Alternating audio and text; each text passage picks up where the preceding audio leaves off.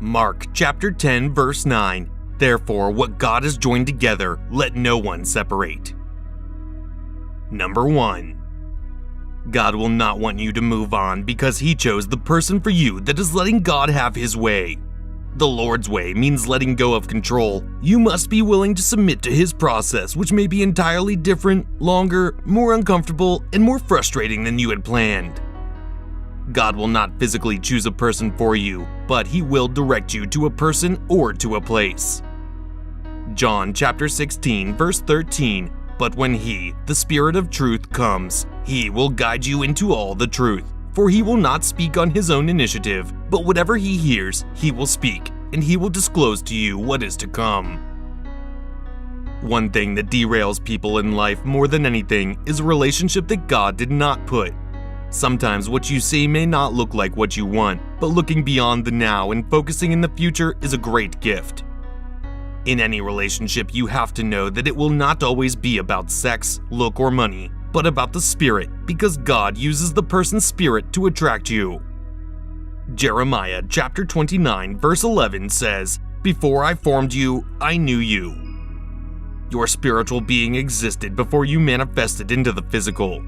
So your soulmate was with you when God formed. You might wallow in confusion as in why your partner doesn't fit physically in your criteria or what your ideal partner should look like. Maybe you have always wanted a light-skinned person, but God brings a dark-skinned person. In fact, all you have ever wanted came the opposite way, but what you didn't realize is that His heart or spirit is perfect for you. You try to fight the relationship, you try so many things to stop the relationship from working, and just move on, but God still used the partner as a light to you in some areas of your life. Yes, it can be frustrating, but you have to understand that it's God at work in your life. He knows the best and sees the future. Sometimes we just look at the shallow things without looking deep. You have the relationship God has put in you and the relationship you have put yourself in. So you have to be careful you are not fighting against the one God has brought to you. Ask yourself if you are seeking His wisdom. Following God's leading isn't always looking for a message in the sky or waiting for a voice to whisper in your ear what you need to do next. Often, God leads through the wisdom of those He has put in our lives. Listen to the people He has already placed in your life as friends and counselors. Often, they can help you see things that you're currently blind to. Number 2. God will grow you up to match the soulmate He has for you through thick and thin. The waves of life only push you both together instead of tearing you apart. You've made it up in your mind that you are sticking together till the end. You've been to hell and back, but even the devil himself can't tear apart what God has ordained. You make a conscious effort to love each other daily, and everything that threatens your love or tries to come in between you just causes you to cling to God and each other that much more. You begin to realize that they've changed you for the better, not for the worst. When you look at yourself compared to before you've met that special person, do you feel stronger or weaker? Do you feel more confident or more insecure? The person God has for you will leave a mark in your life that will cause you to be a better person because you've met them. You become vulnerable with your soulmate. Soulmates open themselves to one another, a writer said. Soulmates let down their guards and allow their partners to see them as they are, in all their glory and all their faults. Any initial insecurities, vanity, or posturing they may have brought to the relationship are usually dropped over time. Number 3.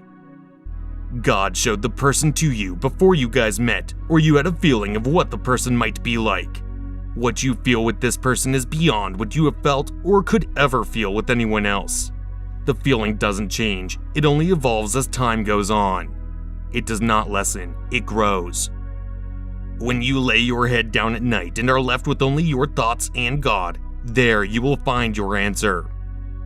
Peace, or the absence thereof, is a great indicator of whether or not you are in God's will. God will show you, trust me, and the feeling is mutual.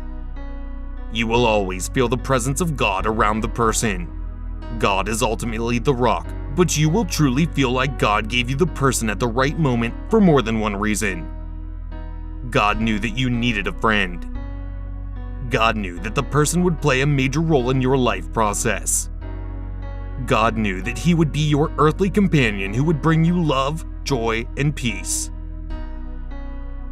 Deciding whom you'll marry is one of the most important decisions you'll ever make and will affect extensively the whole rest of your life. Given the magnitude of this decision, it's only natural to want reassurance that what you're doing is the right thing. The beautiful thing is that God does guide and direct our steps. The Bible tells us, a person plans his course, but the Lord directs his steps. Proverbs chapter 16, verse 9. When God wants to, he is capable of revealing exactly when and whom we should marry. While it is true that the Lord directs our steps, every person has to make that call based upon their own communication and relationship with God. Romans chapter 8, verse 28, and we know that in all things God works for the good of those who love him, who have been called according to his purpose. So it's pretty safe to say that God is intimately involved in who we spend the rest of our life with.